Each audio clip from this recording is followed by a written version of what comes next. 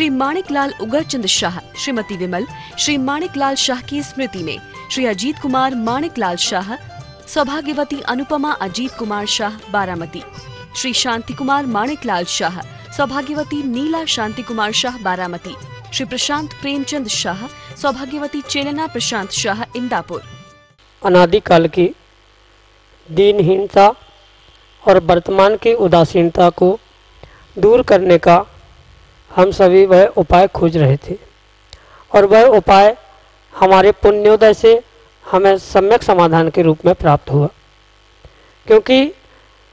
परम पूज्य मुनि श्री सुप्रभ सागर जी महाराज द्वारा हमारे विकल्पों का नहीं अपितु समीचीन विकल्पों का सम्यक समाधान किया जाता है। और जब हमारे समीचीन विकल्पों का सम्यक समाधान एक निर्ग्रंथ गुरु के माध्यम से प्राप्त होता है तो निश्चित ही हमारे जीवन की दीनहीनता और उदासीनता को दूर करके हम भी अपने उस अंतिम लक्ष्य को प्राप्त कर सकते हैं। प्रारंभ करते हैं आज का सम्यक समाधान। और आज का पहला विकल्प सीहोर मध्य प्रदेश से बाल ब्रह्मचारी श्रीपाल भैया जी परम पूज्य मुनि श्री के चरणों में कोटि कोटि नमोस्तु निवेदित करते हुए अपना समीचीन विकल्प रख रहे हैं कि महाराज जी हम मिथ्या दृष्टि हैं या सम्यक दृष्टि हैं, इसकी पहचान कैसे करें।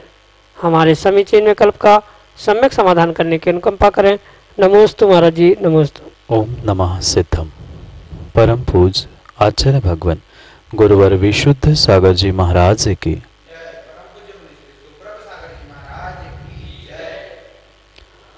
भैया जी, इस ब्रह्मांड में कहीं भी ऐसा कोई थर्मामीटर, कोई ऐसी यूनिवर्सिटी या कोई ऐसी परीक्षा जो लिटमस टेस्ट जैसी है, ऐसी कोई भी इस ब्रह्मांड में नहीं है जो व्यक्ति के सम्यक दृष्टि और मिथ्या दृष्टि होने का निर्णय करा दे। कौन कितनी कक्षा तक पढ़ा है, किसने कौन सी डिग्री ले ली है, कौन अच्छा है कौन बुरा है, कौन कितना पढ़ा लिखा है, किसको कितना बुखार है, ये सब कुछ तो समझना पहचानना फिर भी आसान है। पर उस श्रद्धा के विषय को समझते हुए जीव कितना कौन सम्यक दृष्टि है कौन मिथ्या दृष्टि है, किसका कौन से कर्म का उदय चल रहा है, ये सामान्य रूप से पहचानना बहुत कठिन बात है। जैसे कि आपने अपने स्वयं के बारे में सम्यक मिथ्यात्व के बारे में पूछा है, उसके लिए तो मैं कहता हूँ यह वास्तव में एक विशेष रूप से समझने योग्य और निर्णय करने योग्य बात हमारे दिन भर के प्रति समय प्रतिदिन के प्रतिपल के जो मेरे परिणाम हैं, जो मेरी परिणति है, हम उससे ही समझ सकते हैं, अन्य किसी से भी नहीं समझ सकते। और अगर दूसरे की परीक्षा की या दूसरों के पहचानने की बात अगर हम कर रहे हैं कि कौन सम्यक दृष्टि कौन मिथ्या दृष्टि, मैं तो कहता हूं अगर हम दूसरे की परीक्षा कर रहे हैं और दूसरे को मिथ्या दृष्टि साबित करना चाहते हैं तो नियम से हमारा सम्यक दर्शन हमसे दूर होने की पूरी संभावना होने से हम दूसरा कौन कैसा है ये ना देखते हुए हमें अपने सम्यक दर्शन और मिथ्यात्व आदि के बारे में निर्णय करना। और उस सम्यक और मिथ्यात्व के बारे में निर्णय करने के लिए परिपूर्ण रूप से एक ही कसौटी हमारे पास है। बाहर की कोई भी कसौटी, बाहर की कोई भी परीक्षा कार्यकारी नहीं है, अपितु मात्र स्वयं के परिणाम और स्वयं की उस परिणामों के निमित्त से होने वाली परिणति ही हमारे लिए वह परिपूर्ण रूप से निर्णय कराने वाली हो सकती।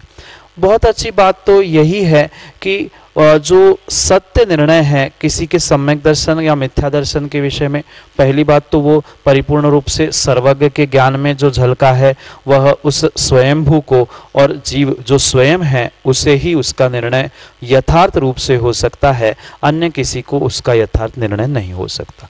जैसे हमारे परिणाम देवशास्त्र गुरु के प्रति कैसे है, जो उनके प्रति हमारा श्रद्धान, हमारा रुझान, हमारा जो समर्पण है, क्या वास्तव में हमारे भीतर से वह श्रद्धान है कि मात्र दिखावे के लिए है, या इसकी परीक्षा करने के लिए अगर जब हमारे घर में, हमारे परिवार में या हम पे कोई बुरा वक्त आता है, कठिन समय आता है, उस समय पर हम अपने श्रद्धा की, अपने सम्यक दर्शन की परीक्षा कर ले कि हमारा श्रद्धान, हमारा समर्पण कितना मजबूत है कि थोड़ी सी विषमता आई, अगर हम अन्य स्थानों पर पहुंच रहे हैं तो वहां हमें पक्का निर्णय करना होगा कि अभी हमारा श्रद्धान कमजोर है और उसके निमित्त से हम अभी परिपूर्ण रूप से निर्दोष सम्यक दृष्टि नहीं बन पा रहे। इसलिए हमारे परिणाम, हमारे जो समर्पण और श्रद्धा के भाव है, वो ही एकमात्र क्राइटेरिया हो सकता है जो निर्णय करता है कि मैं सम्यक दृष्टि हूँ कि मैं मिथ्या दृष्टि हूँ।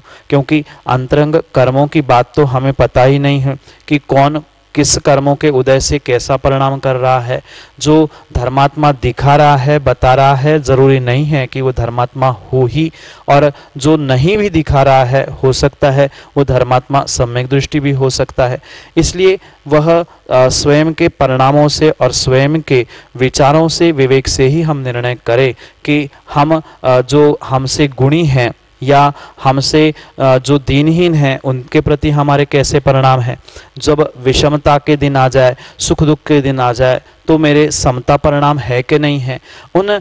सभी परिस्थितियों में, विषमताओं में, समताओं में भी जो जीव अपने आप में समत्व भाव से युक्त होता है, समता परिणामों से युक्त होता है, लाभ अलाभ आदि में हर्ष विषाद नहीं करता है, उसको ही हम सम्यक दृष्टि पहचान सकते। जो सम्यक दर्शन के 8 अंग बताए हैं, निशंकित, निकांक्षित, निर्विचिकित्सा, उन गुणों की अपेक्षा से भी हम अपनी पहचान कर सकते हैं। क्या मैं देवशास्त्र गुरु की भक्ति कर रहा हूँ, आराधना कर रहा हूँ, उससे कुछ प्राप्त करने की मेरी भावना है क्या? अगर है तो वह मेरा सम्यक दर्शन दोषपूर्ण हो सकता है। अगर मेरे देवशास्त्र गुरु के पास पहुँचने के ही भाव नहीं हो रहे हैं, अगर ये सोच रहे हैं कि वितरागी भगवान कुछ नहीं देते, जो देते हैं हम उनके पास पहुँचे, तो वो भी हमारा मिथ्यात्व का ही उदय समझना होगा। कर्म का जैसा उदय होता है उसके अनुसार ही जीव के भाव परिणाम भी कथनचित हुआ करते हैं। ये तो निर्णय करना नियोग करेगा और सर्वज्ञ प्रभु करेंगे। पर जो व्यवहार रूप से हम अगर सच्चे देवशास्त्र गुरु को मान रहे हैं, तो कम से कम हम अपने आप को व्यवहार सम्यक दृष्टि मानने, ऐसा ही आगम में स्पष्ट आचार्य भगवंतों का उल्लेख है। अगर हम अपने आप को सम्यक दृष्टि नहीं मान रहे हैं और फिर भी देवशास्त्र गुरु की आराधना करने में लगे हैं, तो हम अपने आप से ही छल कर रहे हैं। इसलिए कम से कम हम व्यवहार नए से, व्यवहार दृष्टि से अपने आप को सम्यक दृष्टि मान के ही प्रत्येक क्रिया करें, तो उसका विशेष फल भी हमें प्राप्त होगा। इसलिए जो बाहर की कोई भी किसी भी प्रकार की परीक्षा करने की आवश्यकता नहीं है। हम अपने स्वयं के परिणाम, हमारा श्रद्धान, हमारा समर्पण कुछ इच्छा को लेके है, कुछ दिखावा करने के लिए है, या और कुछ उद्देश्य लेकर चल रहा है, इन सब का निर्णय करते ही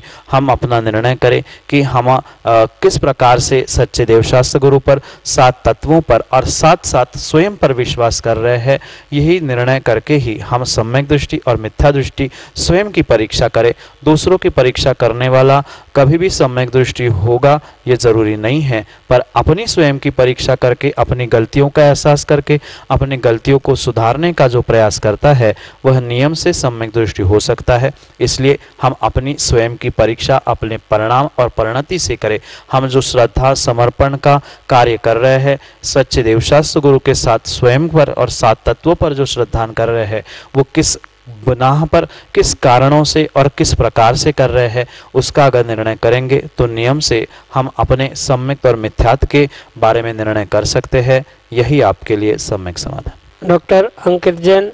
पुरवाल, सारंगपुर, मध्य प्रदेश से परम पूज्य मुनिश्री के चरणों में बारंबार नमोस्तु निवेदित करते हुए अपना समीचीन विकल्प रख रहे हैं कि महाराज जी, श्री तत्वार सूत्र जी के 5वें अध्याय में वर्णित पर द्रव्यों को जानने से आत्मा का क्या लाभ है। हमारे समीचीन विकल्प का सम्यक समाधान करने की अनुकंपा करें। नमोस्तु महाराज जी, नमोस्तु। आचार्य भगवंत उमा स्वामी महाराज जो तत्वार्थ सूत्र के 5वें अध्याय में उन शेष द्रव्यों का व्याख्यान कर रहे हैं, उसका मात्र और मात्र यही प्रयोजन है कि जो पहले अध्याय में आचार्य भगवंत ने कहा है कि तत्वार्थ श्रद्धानम सम्यक दर्शनम, तो वहाँ पर तत्वार्थ क्या है, उस तत्वार्थ का व्याख्यान करते हुए आचार्य भगवंतों ने उन तत्वों को और द्रव्यों के स्वरूप को कहने के लिए आगे के एक एक अध्यायों का वर्णन किया गया। जैसे कि तत्वार्थ सूत्र के पहले चारों अध्यायों में जीव द्रव्य का व्याख्यान है। 5वें अध्याय में वह शेष जो द्रव्य है जिन पर श्रद्धा करने से, जिन तत्वों पर श्रद्धा करने से सम्यक दर्शन प्राप्त होता है, ऐसे उन द्रव्य आदि की व्याख्या यहाँ पर की है। साथ में ये बात भी हमें समझनी होगी कि पहले ही अध्याय में जो केवल ज्ञान का स्वरूप बताया है सर्वद्रव्य पर्यायेषु केवलस्य, वहाँ पर भी हम समझे जब सर्वद्रव्य पर्यायेषु केवलस्य कहा है तो सर्वद्रव्य कौन से है, क्योंकि चौथे अध्याय तक मात्र एक जीव द्रव्य का ही व्याख्यान किया गया है। फिर शेष द्रव्य कौन से है, उनका स्वरूप क्या है, वह क्या है, कैसा है, ये समझने के लिए ही आचार्य भगवंत ने 5वें अध्याय में जो शेष द्रव्य है उनका व्याख्यान किया। जैसे कि दूसरे सूत्र में ही उन्होंने कहा द्रव्याणि, फिर आगे तीसरे सूत्र में जीवास्य, शेष 5 द्रव्य तो बताए ही, पर जीव भी द्रव्य है और इन द्रव्य तत्वों पर श्रद्धान करने से और सर्वद्रव्य पर्यायेषु, इन सूत्रों का विस्तार करने के लिए द्रव्य कौन, कैसे, किस प्रकार से है, इस सबको कहने के लिए ही यहाँ पर आचार्य भगवान ने सभी द्रव्यों का, यानी शेष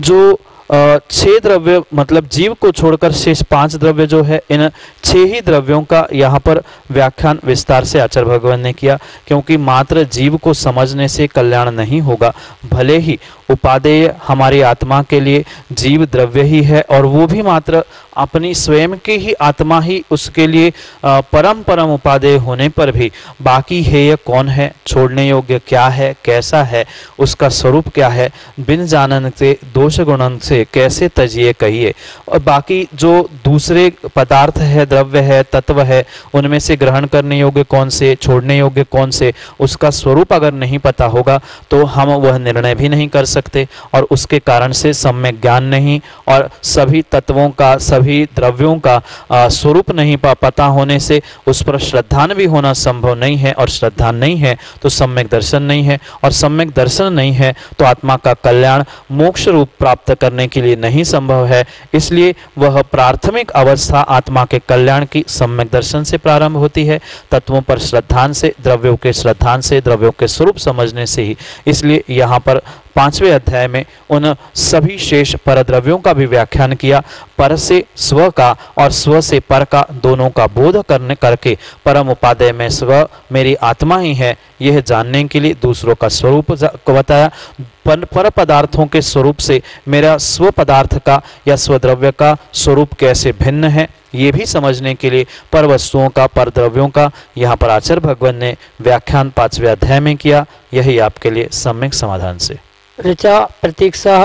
ललितपुर, उत्तर प्रदेश से परम पूज मुनिश्री के चरणों में सपरिवार कोटि कोटि नमोस्तु निवेदित करते हुए अपना समीचीन विकल्प रख रहे हैं कि महाराज जी, जैसे विजातीय विवाह करने पर कोई श्रावक अभिषेक पूजन व मुनिराज को आहार दान नहीं दे सकता, तो क्या जैसे कोई व्यक्ति किसी बच्चे को गोद लेता है जिसका हमें कुल जाति आदि नहीं पता है, तो वह उपरोक्त क्रियाएं उस श्रावक के द्वारा की जा सकती हैं या नहीं? हमारे समीचीन विकल्प का सम्यक समाधान करने की अनुकंपा करें। नमोस्तु महाराज जी, नमोस्तु। जो विजाति विवाह आदि के निमित्त से मुनिराज या देवशास्त्र गुरु उनकी पूजा, आहारदान आदि के लिए जो आचार्य भगवंतों ने उनको दूर किया है, ऐसी किंचित भी व्यवस्था जिस बालक को, उस बालिका या बालक किसी को भी गोद में लिया जाता है, उसके संदर्भ में ये व्यवस्था आगम्य नहीं है। क्योंकि जब भी उस बालक को या बालिका को गोद लिया जाता है, परिपूर्ण रूप से उस मात्र गोद लेने की प्रक्रिया ही नहीं अपितु उसको वैसे संस्कार भी दिए जाते हैं। बचपन से ही वह जिस कुल में पला पोसा है उस संस्कारों से साथ उन क्रियाओं के साथ वह जीता है। साथ साथ अगर वह व्यवस्थित जिस प्रकार से गोद लेने की प्रक्रिया आगम में बताई गई है उस क्रिया के अनुसार अगर वो गोद आया है या कहीं पहुंचा है तो भले ही उसका जन्म अज्ञात रूप से किसी निम्न नीच कुल में भी क्यों ना हुआ हो, पर वह परिपूर्ण रूप से आहार दान देने के लिए, अभिषेक आदि करने के लिए पात्र हो सकता है। मात्र वो ही नहीं अपितु जिसने जो माता पिता उस बालक को नीच कुल वाले निज गोत्र वाले बालक को गोद में भी ले रहे हैं, जिसका कुल गोत्र अज्ञात है, ऐसे उस बालक को गोद में लेने के बाद वह माता पिता भी और वह पुत्र भी परिपूर्ण रूप से आहारदान और पूजा आदि करने का पात्र हो सकता है। उसमें कोई विकल्प करने की आवश्यकता नहीं है। विजातीय विवाह का मुद्दा भिन्न विषय है, वहाँ पर जान के की गई क्रिया है और यहाँ उसके विषय में कोई पूर्व का परिचय नहीं है, कौन से पर्याय में कौन से कुल से आया है, और माना कि क्वचित पता भी है कि यह अमुक कुल से आया हुआ है और पुनः उसको गोद लिया गया है, तो भी उसको विधिवत गोद लेने से उसका गोत्र आदि बदला जाने से वह उस आहारदान और पूजा अभिषेक आदि का पात्र बन सकता है। यही आपके लिए सम्यक समाधान। अरविंद जैन, तुलसी नगर, नागपुर, महाराष्ट्र से परम पूज मुनिश्री के चरणों में बारंबार नमोस्तु निवेदित करते हुए कह रहे हैं कि महाराज जी, रत्नकंडक श्रावकाचार में कहा गया है कि सर्वज्ञता की प्राप्ति तब तक नहीं हो सकती जब तक कि वीतरागता की प्राप्ति नहीं हो जाती, जबकि दूसरी ओर कहा गया है कि वीतरागता की प्राप्ति होने पर अंतर मुहूर्त में भी नियम से सर्वज्ञता की प्राप्ति हो जाती है। तो दोनों में से सही किसे माने? हमारे समीचीन विकल्प का सम्यक समाधान करने की अनुकंपा करें। नमोस्तु महाराज जी, नमोस्तु। वो दोनों बातें लिखी है, वो दोनों ही बातें परम सत्य है और शायद उन दोनों के अभिप्राय को ना समझने के कारण आपको उन दोनों अभिप्राय में भेद भिन्नता लग रही, पर जो दोनों वाक्य लिखे हैं या दोनों कथन किया है वह परिपूर्ण रूप से एक ही अभिप्राय से भरा हुआ है, या दोनों का अभिप्राय, दोनों का संदर्भ भी और दोनों का जो वीतरागता और सर्वज्ञता को लेकर जो दोनों उदाहरण आपने दिए हैं या दोनों कथन आपने जो बताया है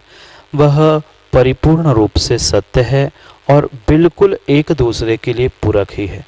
किंचित भी दोनों का अभिप्राय भिन्न भिन्न नहीं है। मैं तो ये कहता हूँ कि दोनों का अभिप्राय बिल्कुल एक ही सा है। मात्र अंतर इतना हुआ कि अरविंद भाई आप उनके अभिप्राय को और उनके कथन को समझ नहीं पा रहे हो। दोनों का कथन, दोनों वाक्यों का अभिप्राय, दोनों स्थानों का अभिप्राय बिल्कुल एक सा ही है। आप उसको समझने का प्रयास करना।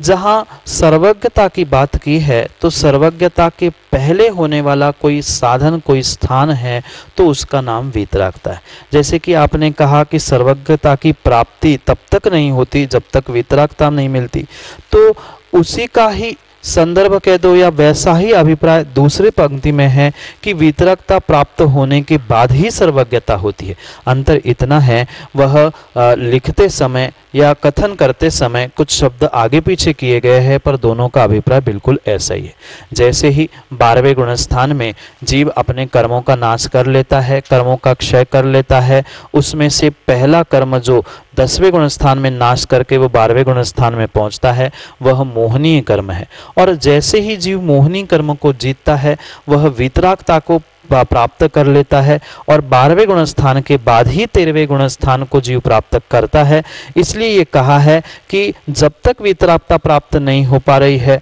तब तक सर्वज्ञता नहीं मिल सकती। तभी हो सकती है जब व्यक्ति या जीव पुरुषार्थ करके वीतरागता को 12वें गुणस्थान में प्राप्त करता है। जो 12वां गुणस्थान है उसके उपरांत ही 13वां गुणस्थान, जहाँ केवल ज्ञान प्रकट करके जीव सर्वज्ञता प्राप्त करता है। इसलिए ये दोनों वाक्य परम सत्य और बिल्कुल एक ही बात कर रहे हैं कि वीतरागता 12वें गुणस्थान में प्रकट होगी, उसके उपरांत ही सर्वज्ञता 13वें गुणस्थान में प्राप्त होगी। या ऐसा कह दो कि सर्वज्ञता के पहले उस वीतरागता को प्राप्त करना है। बात एक ही सी है। अगर हम सामान्य दृष्टांत से समझे तो 10वीं पास होने के लिए उस बालक को 9वीं पास होना जरूरी है, और जो 9वीं पास होता है वही 10वीं में बैठ सकता है। इतना ही अंतर कथानक में और उस कथन में है, पर वास्तविकता परम सत्य यही है कि वीतरागता के बाद ही सर्वज्ञता या सर्वज्ञता के पहले ही वीतरागता, ये दोनों परस्पर एक ही अभिप्राय से भरे हुए यह भिन्न भिन्न वाक्य है, और यही आपके लिए सम्यक समाधान। अगले समीचीन विकल्प के लिए हमारे सामने हैं संस्कार जैन, ललितपुर उत्तर प्रदेश से। पूज्य मुनि श्री सुप्रभ सागर जी, मुनि श्री प्रणत सागर जी के चरणों में कोटि कोटि नमोस्तु। गुरुदेव, मेरा प्रश्न ये है कि इस विपत्ति के समय में कुछ लोगों का ऐसा है कि बिना आमदनी के भी जीवन व्यतीत हो रहा है, परंतु कोई आमदनी नहीं है, तो क्या यह पुण्य का उदय है या पाप का उदय है? कृपया सम्यक समाधान करें। जीवन में संस्कार भाई, व्यक्ति को जो भी प्राप्ति हो रही है, चाहे धर्म की हो चाहे धन की हो, वह परिपूर्ण रूप से उसके पुण्य के उदय से ही हुआ करती। जब सातिशय पुण्य उदय में आता है तो धर्म की प्राप्ति होती है, और सामान्य पुण्य जब उदय में आता है तब धन की प्राप्ति होती। और उस धन की प्राप्ति होना नहीं होना ये भले ही वर्तमान में आपके पुरुषार्थ के निमित्त से दिखता है, पर यह भी साथ में हमें समझना होगा कि वर्तमान में वह पुरुषार्थ करते हुए दिख रहा है। कई ऐसे भी जीव देखे जाते हैं, वह सुबह शाम 24 घंटा पुरुषार्थ करते हैं पर बहुत अल्प धन का अर्जन करते, और ऐसे भी जीव मिलते हैं जो 24 घंटे में मात्र कुछ मिनट 24 मिनट भी काम नहीं करते, पर फिर भी वह उनसे कई गुना अधिक धन का अर्जन करते हैं। इसलिए यहाँ पर निर्णय करने जैसी बात है कि ये जो कुछ भी प्राप्त हो रहा है, धन या धर्म, परिपूर्ण रूप से पिछली पर्याय का जो पुरुषार्थ था, जो आज की पर्याय के लिए पुण्य कह दो, भाग्य कह दो, जो बन के आया है, उसके निमित्त से ही व्यक्तियों को यह अर्थ आदि की प्राप्ति, द्रव्य धन आदि की प्राप्ति हो रही है। जैसे कि वर्तमान के परिप्रेक्ष्य में ऐसे बहुत सारे जीव हैं जिनके पास कोई साधन कमाने के लिए मौजूद नहीं है, मतलब लॉकडाउन के कारण से वह अपने साधनों को, अपने दुकान आदि को खोल नहीं पा रहे हैं, पर फिर भी उनको कमी नहीं पड़ रही है, क्योंकि वहाँ पर उनके पास सातिशय पुण्य जो उन्होंने धर्म करने से, देवशास्त्र गुरु की सेवा करने से प्राप्त किया है, उनसे उन्होंने जो सातिशय पुण्य इकट्ठा किया है, उसकी ही बदौलत यह वर्तमान में उनको धन राशि, संपत्ति आदि की कमी नहीं पड़ रही है। और जो ऐसे विषमता के काल में भी अपने जान को न्यौछावर करते हुए दुकान खोलकर दिन में रात में या उन सरकार आदि नियमों का उल्लंघन करते हुए जो जो कार्य कर रहे हैं, वे भले ही आज उन्हें ऐसा लग रहा है कि मैं बहुत कुछ कमा रहा हूं, पर यह पक्का है कि उन्होंने उतना समय अगर वर्तमान में शांति से धर्म ध्यान में निकाला होता, अगर जाप पूजा आदि आदि भले ही घर में बैठे बैठे किया होता, तो नियम से आने वाले समय में उनको कोई भी आपदा आदि का सामना नहीं करना पड़ता। ये सामूहिक पाप का भले ही वर्तमान में उदय चल रहा है कि महामारी आ रही है, दुकान नहीं खुल पा रही है या साधन इकट्ठे नहीं कर पा रहे हैं, पर फिर भी जिस जिस जीव ने पिछली पर्यायों में या इस पर्याय में भी देवशास्त्र गुरु की सेवा आराधना आदि की होगी, नियम से उनको ही वह सातिशय पुण्य के निमित्त से यह पुण्य का मल रूपी धन सहजता से प्राप्त हुआ है, और खर्चा होने पर भी वह उन्हें कोई आय का विकल्प नहीं हो रहा है, क्योंकि उन्होंने पुण्य से कमाया हुआ द्रव्य था, इसलिए उन्हें उस पर विकल्प नहीं हो रहा है। और जो बेचारे हाय हाय करते हुए पैसे कमाने के पीछे पड़े हैं, वह नियम से उस पुण्य को भी छोड़ रहे हैं, और हाय हाय करने के कारण से आने वाले समय में पुनः पाप का ही अर्जन करने वाले हैं। इसलिए इसलिए जो ये नहीं होने पर भी मिल रहा है, ये साधन नहीं है, या दुकान नहीं खुलने पर भी मिल रही है, यह परम सत्य, पुण्य और धर्म का ही प्रताप है। व्यक्ति सोचता है कि धन कमाने से मैं बड़ा हो जाऊंगा, पर नहीं, वह धन रूपी चुंबक जिसके पास है, धर्म उस चुंबक की तरह है, और ये साधन, पैसा, द्रव्य और जो भी आय के साधन हैं वह लोहा लंगड़ के समान है। इसलिए जो पुण्यात्मा होता है, विशेष पुण्य करके सातिशय पुण्य कमा के आता है, उसे वर्तमान में बिना साधनों के भी, कोई खर्चा होने पर भी, कोई आय की या कुछ विशेष साधन प्राप्त करने की इच्छा नहीं है, उनका सहजता से काम हो रहा है। जिन्होंने वह सातिशय पुण्य इकट्ठा किया है, उनके साथ ही ऐसा होगा। यह पुण्य पाप की क्रिया सतत जीवन में चली ही रहती है, कभी किसी के अच्छे दिन, कभी किसी के बुरे दिन, ये संसार का नियम ही है, अच्छा बुरा। इसलिए हम इन सब विकल्पों को छोड़ के घर में भी पुण्य की प्राप्ति करेंगे तो भविष्य में भी हमें इसका कभी घाटा नहीं लग सकता और जीवन में हम बहुत सुखी रह सकते हैं। यही आपके लिए सम्यक समाधान। जय जिन बंधु, आप हम सभी लाभ ले रहे थे समीचीन विकल्पों का सम्यक समाधान इस बहुचर्चित कार्यक्रम का। शाम को 4 बजे पारस टीवी चैनल पे सम्यक समाधान यह अनुपम कार्यक्रम प्रसारित होता है। मुनिश्री के अन्य प्रवचन एवं यह सम्यक समाधान 5:13 पे सुप्रभु आज इस यूट्यूब चैनल पे प्रसारित होता है। एवं जो सम्यक समाधान, जो सुविशुद्ध ज्ञान धारा, इस प्रतियोगिता का रिजल्ट शाम को आचार भक्ति के माध्यम से आपको लाइव के माध्यम से आप तक पहुंचाया जाता है। अगर आप इस कार्यक्रम से जुड़ना चाहते हो, अगर आप इस कार्यक्रम से लाभ लेना चाहते हो, अगर आप इस कार्यक्रम में अपने समीचीन विकल्प भेजना चाहते हो, तो हमारा नंबर नोट करिए और उस पर व्हाट्सएप के द्वारा आप अपने नाम, शहर का नाम और अपने समीचीन विकल्प हम तक पहुंचा सकते हैं। नंबर एक बार याद कर लीजिए, 8707548811। मैं एक और चीज़ कहता हूं कि जो लाइव आती है उसके लिए आपको नोटिफिकेशन होगा, तो आप हमारे चैनल को, सुप्रभु आज इस यूट्यूब चैनल को जरूर सब्सक्राइब करें ताकि आपको हर चीज़ का नोटिफिकेशन मिलता रहे।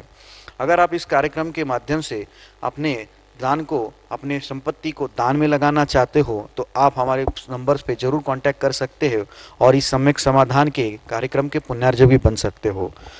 मैं मुनिश्री के चरणों में बारंबार नमोस्तु करता हूं और आज का कार्यक्रम यहीं पे विराम करने की अनुमति मांगता हूं। नमोस्तु नमोस्तु। श्री माणिकलाल उगरचंद शाह, श्रीमती विमल, श्री माणिकलाल शाह की स्मृति में श्री अजीत कुमार माणिकलाल शाह, सौभाग्यवती अनुपमा अजीत कुमार शाह बारामती, श्री शांति कुमार माणिकलाल शाह, सौभाग्यवती नीला शांति कुमार शाह बारामती, श्री प्रशांत प्रेमचंद शाह, सौभाग्यवती चेलना प्रशांत शाह इंदापुर,